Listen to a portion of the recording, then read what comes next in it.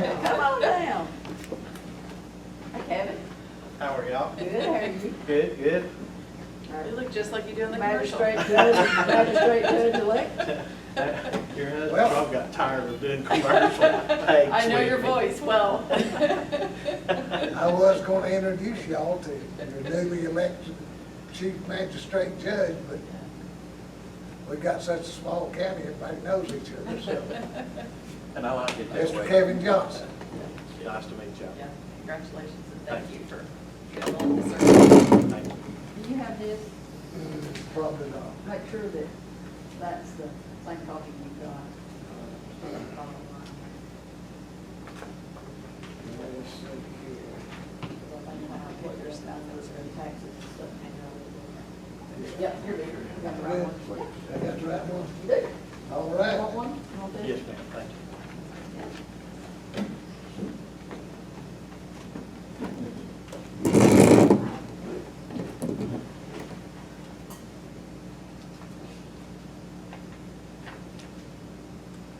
Okay,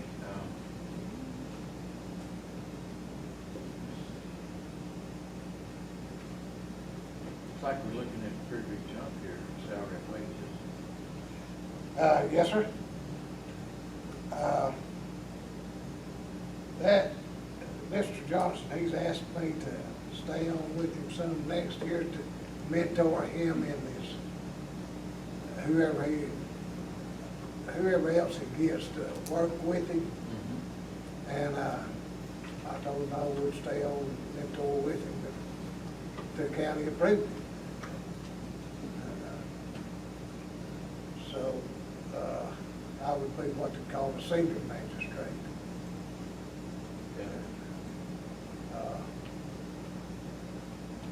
That's where that comes in a little bit. Now, Kevin, you're is a senior magistrate that you've taken in? I'm just as a part-time magistrate, and I think in the past I've had, and Judge Kincaid would probably have to help me with this. They've had, I think, 2 part-time and possibly 1 full-time and 1 part-time, or just 2 part-time. Well, it has been 2 part-time and then 1 full-time, chief. What, trying to think of his name, the gentleman that ran and retired, Ken Roberts. Ken Roberts, he was part-time. he was part-time. So we would have to have another part-time magistrate judge appointed after the first year, too. Would you really have to have that though, if Roger's staying on with you? We would probably have to have, and again, I'm stepping in this new, we would probably have to have somebody to do a lot of the nights and weekend calls too. Of course, we would share that, but that would assist greatly with the nights and weekend calls. And I think that was part of the 2, and again, correct me if I'm wrong, part of the 2 part-time magistrate judges, that was part of their duties too. This, with Judge Kincaid staying as a senior magistrate judge, would be, that senior title is taking on more responsibility, more responsible role. Yeah. But still also covers the ground of what 1 part-time magistrate judge would do too. So basically 2 roles in 1, I guess you could say. I couldn't say it better myself. If that makes sense. Am I to understand that you already are working on a part-time basis to kind of learn right now? Yes, Is ma'am. that what- okay. His, Judge Roberts, or Ken Roberts, when he ran, he went ahead and retired due to some health issues. So I've been Judge Kincaid's part-time magistrate judge since about mid-September. Now, also what I've done to save the county money is that Judge Cantrell, he quit back End of the first December, year, wasn't it? end of December. That salary that he received, the county kept that in their pocket. I never did replace that because it's a hard, you can't train a magistrate in a year. You cannot.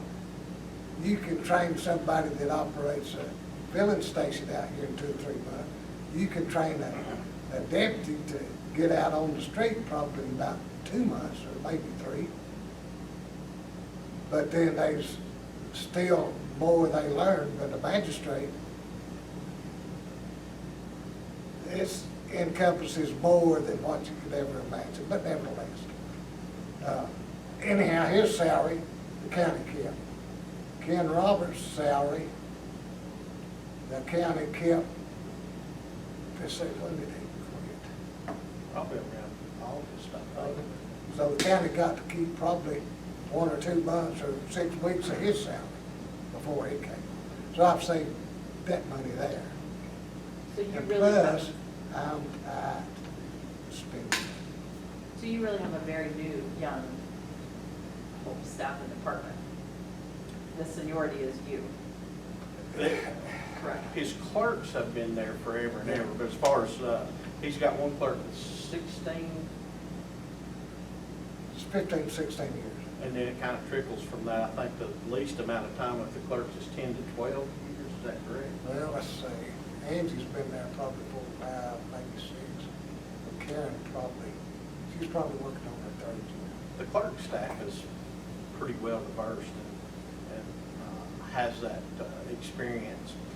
The coming in my role and who we would have as a part-time would be brand new basically, and with his experience to mentor. And magistrate judges are required to have a mentoring program set up anyway. So that was kind of my thoughts if Judge Kincaid stayed on 1 year, and that was something that he was willing to do, was for a 1 year period to stay on too. He would be mentoring 2 more judges in that time frame. So- One part-time, of course, and then me, which by, and I'm pretty sure by law that any new chief magistrate judge, I think it's by law that they're required to have a mentor for that training break-in period, Any new judge has. or any new judge. Not just the chief. So you'd have 2 new judges basically, and he would be here as that mentoring process for a period of 1 year. How many judges are there? Sorry for my. Well, right now, there's just me and him. Okay. In the past, it's been around 3. The average has been 3. Actually 2. Well, 3 counting. When you had Mike. Three But he's counts. kind of took it all. Judge Kincaid took a pretty big bite, if you say, a workload, kind of doing it by himself for a while. And this was too, Michael, I think, had some health problems. Ken had some health problems. You've got COVID going on in that process. And these gentlemen they're older too, and a little more susceptible to the virus itself. I'm no spring chicken either, but they're older than me. So that was part, I think, of their thought process of when they had to leave. So my thought process is to keep some experience for a short period of time and bring in somebody that's about my age, it's middle age, it's seasoned a little bit, but not to the point that they would only be around for a short period of time. So that training wouldn't be wasted over a short period. It would extend for a long period of time. Just for some clarification, on that first line, the administration salary, that would be Kevin for 2021. And then the 145.20 would be, that would include if Roger stays on part-time. I've got it labeled as an on-call magistrate, but it's That's a part-time. Right. And then maybe, I think Roger and I, when we were talking about this, we talked about just some small increases for some of the staff that are in there. Yeah. So that 140, the $34,000 increase on that line would cover Roger if he stays on part-time, plus the other magistrate judge, and then some small increases for the ladies in the office. And as y'all probably know, COVID too has kind of extended the workload a little bit too, makes it a little bit more difficult. So that was the thought process too. How long will that last? That's anybody's guess. I would think that the way things are being done now with the court systems, and not just the court systems, with you guys too, with you've got an incredible workload, and then the distancing that you have to do in the newer ways that we've had to learn to do things. My guess would be that a lot of those, maybe not all, but a lot of those would continue to be operated that way. And there's some cost to that, but as everybody's had to readjust to that, that's a difficult thing. And then, of course, when we talk about budgets and what's coming in versus what's going out in cities, counties, and states, I'm well aware that's been a lot less due to COVID too. It's hurt us all the way around. So we're trying to adjust as best we can. Now, you're gonna have to go through a lot of additional training, aren't you? Yes, and there'll be some costs for that too. Will that be face-to-face or virtual? That's a good question. I don't think they've decided yet what they're going to do. The majority, if I'm correct, I think the majority of the judges' training is done through UGA. And I would venture to say with the problems that UGA's had, and you guys have probably read that too, they've had some outbreaks with this virus. I would venture today to say that some of that will be virtual, maybe even all of it. I just don't know. Do y'all have what you need for the Zoom calls and virtual training and so forth electronically? That I'm not sure. I'm taking training now. I had to have 12 hours this year. I'm taking that with what I have on taped versions. Now, I don't know, I don't hardly see how they can have that with the new judges that's coming in, with the courses they have to take. They may have figured out how to do that. I don't know. I haven't heard of that. Well, I took a class last week. It was Zoom. That was Zoom? Zoom class. Oh, yeah. And it seemed to go pretty well. I was surprised it went as well as it did for a virtual class. But what I'm interested in, I think virtual is going to be sort of the way of the future, no matter what happens. Oh, yeah. And so I'm just trying to get an idea going in on this budget as to who's actually got the laptops and the cameras and so forth that you need. I don't think that the magistrate court, and you could correct me on this, I don't think they have the laptops with the camera access. They have a desktop or two, I think, that does have a camera. We have that one. Well, I actually use a desktop that I just bought a USB camera and stuck it on top of the monitor. And I think most of that with Zoom and well, all the different programs are, from what I understand, are fairly simple and fairly cheap to access.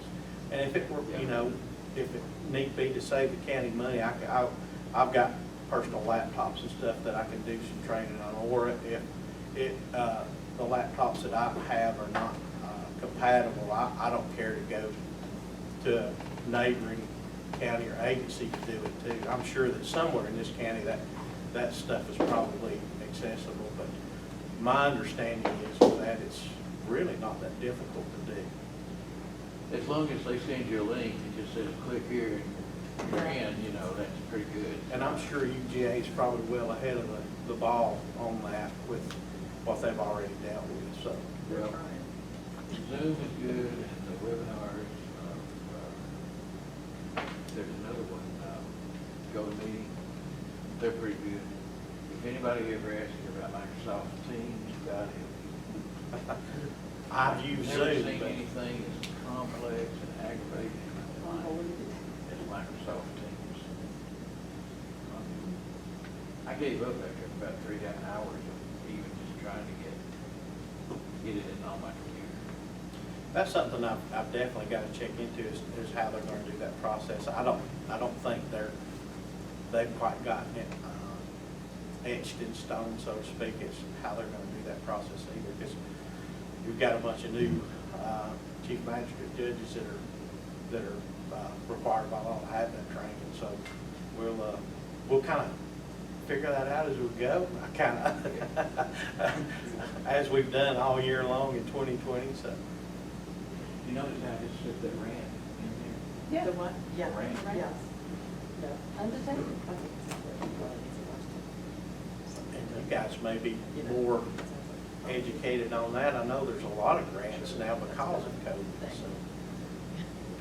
Kind of on that same note, not where training's concerned, but are you still able to do your video conferencing, like between your office and the detention center and stuff? Is that working still? Yeah. Because that's probably going to be handy too. That is, I saved a bunch of money. Yeah. I'll give him kudos for that. He was well Well, I ahead mean, that's of it. probably handy. When'd you put that in? A couple of years ago, didn't you? No, it's been several years ago. Have I you was the had first that one long? that started it, Yeah. but, If you think about the process that Judge Kincaid did with that, he saved the county a lot of time and money and the dangers of Transport back and transporting forth. inmates. heck That was pretty innovative. I'll give him credit there. It's actually, that's what Judge Weaver's been similar to that. I think it's what Judge Weaver's been putting in the courtroom since COVID. And you physically have to be in your office to do that, or somewhere ma'am. here, right? So actually, is it something that if there was a laptop for you, that he could do it from wherever? That system that they have there is older, so you can't tap into it via the internet. It's basically like closed circuit TV with that. And that's deliberate because you Can't tap it. can't have, privacy is paramount. Correct. Now, there is a system that the state has now that is basically set up for the states and local governments that judges and magistrate judges in particular can do hearings on and actually tie into state facilities or other facilities to prevent, to help save money in transporting inmates and to help prevent the spread of COVID. But now that's a pretty expensive system. I think, and this is getting some vague information, I think there's some grants that are becoming available, especially to the court systems, law enforcement, and other public agencies for these things due to COVID. As we progress, I'm going to check more into that. That would be something that, if we can get that grant, that it doesn't come out of the taxpayer's pocket in Gilmer County, and we can upgrade in some of those systems. But I don't have the definiteness to complete something yet. I mean, that sounds a lot better than letting the folks out of jail. because- Yes, it's. To prevent COVID. That's right.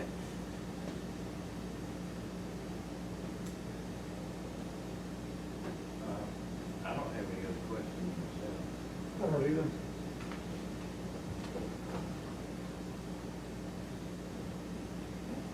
Yeah. Thank you for the explanation on staff. That helps me to know. Well, as always, we appreciate it. Yeah, Thank you. Good, thank you. Y'all have a good Thank you. day. Good luck. Thank you too. He's very patient. He did good. He finished it, and I was like, you just won him that.